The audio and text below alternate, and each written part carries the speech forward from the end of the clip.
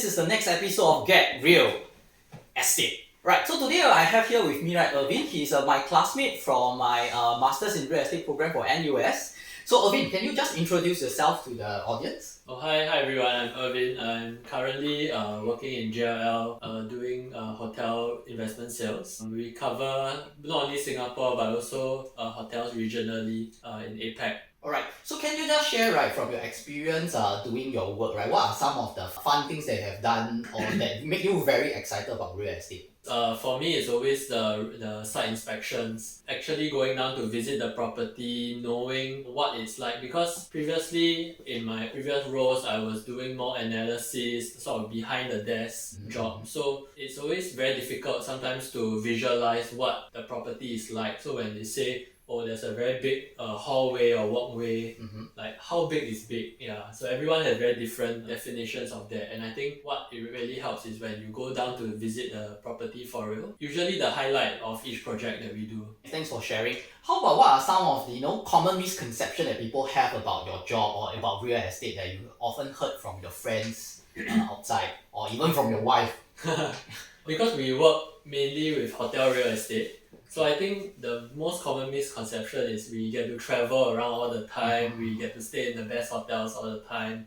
But that's not really the case lah. I think that's maybe 5% of the time. We do the luxury hotels, we do mid-scale hotels, upscale hotels, and I think being in the role, analyzing hotels every day, when you actually travel on your own, you're actually a lot more critical about what you see in the hotel. So sometimes it will actually spoil your own vacation. Oh, okay, I understand. So with the knowledge that you have about real estate and hotels, right, if I were to ask you, if you were to translate it to residential, what are some of the transferable, knowledge that you are able to have in this whole thing? In the hotel space, it's really understanding about what the guest wants. Okay. So I guess translating it to resi space is understanding what people who live in the apartment would want. So thinking about how you design different spaces, who would use maybe a study room and try and plan, for example, maybe your cabinetry, how you plan it. Okay. I think that's very user centric lah. So since we talk about residential, right, could you share what is your home like, for you and your wife? I understand you're married, right? Yes, correct. So currently we are living in a HDB in Toa Payoh lah, as a 4-room flat. Okay. You mentioned that you also will have a new flat coming up, right? Is it a BTO or? Yeah, it's a BTO, actually in Toa Payoh as well. So Wow. I think it was good that we moved into Toa Payoh a bit earlier to get used to the area lah. I see. So what is your thoughts about, the prime land housing and do you feel that you were hot a lot after the new announcement from the government? Well, actually, I'm quite thankful that I really managed to get my BTO already. It took like 5 or 6 tries. Okay. Yeah, so I don't really have to deal with the different classifications lah. Actually, not much thoughts on that lah. Yeah, don't think about hotting first lah. Yeah. You want to just have a place to stay. Correct. Yeah. I think that's the most important for me and my wife right now is just having a place of our own to stay. Understand. The monetary bit can come a bit later lah. Do you bid for a lot of different BTOs or this is just you already get it one shot, one kill? Yeah, so like I alluded to earlier, we bid for at least 6 different times over a course of like 2 years. Do you bid for just the 3, yeah. prime area or you were like bidding all around the place and stuff? Yeah, so our strategy initially was to go for a bit more of the prime areas, but I think after the 3 or 4 times couldn't make it, we decided to go a bit more OCR area, less prime areas, non-mature estate, as they are called last time. So, but yeah, we still didn't get it lah, so we just keep bidding lah. Understand.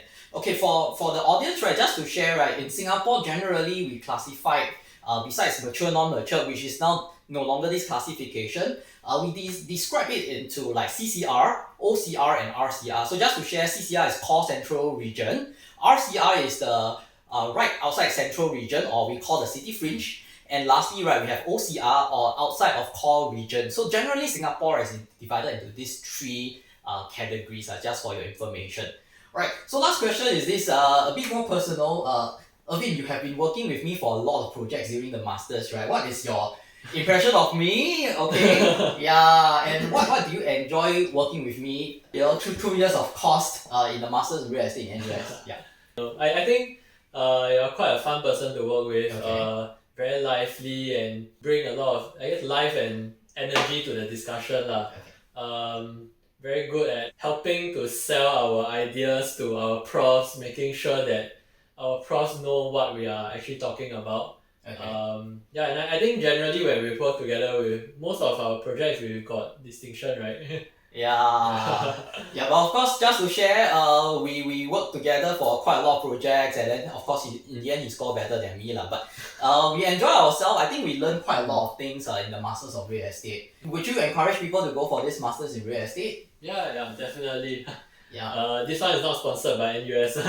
Yeah. Yeah, definitely. I think it's a good master's program because it allows you to sort of build up some foundation, but at the same time build up your own network of people who are also interested in the same thing. And I think like what Derek might share in the later episodes, right? It's a lot about building the network, and not only real estate agents are there, but there are a lot of the guys from different parts of the real estate industry, so like lawyers, consultants, so on and so forth. So there we have it. Thank you, Irvin, for joining us today. So see you guys for the next episode of Get Real Estate. My name is Derek. I'll see you. Bye.